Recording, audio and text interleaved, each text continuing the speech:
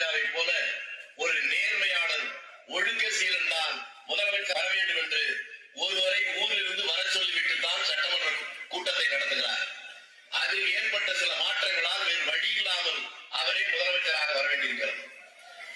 அப்பொழுது தலைவர் காமராஜரால் யாரை முதலமைச்சராக ஆக்க வேண்டும் என்று அவர் விரும்பினார் என்பது சமூகத்துக்கு தெரியாமல் போய்விட்டது. அவர் முன்னாலே சொல்லிடுறார், இவங்க அம்மாவை பெற்ற தாத்தா அவரை மாக்கோன்னு சொல்லுவாங்க.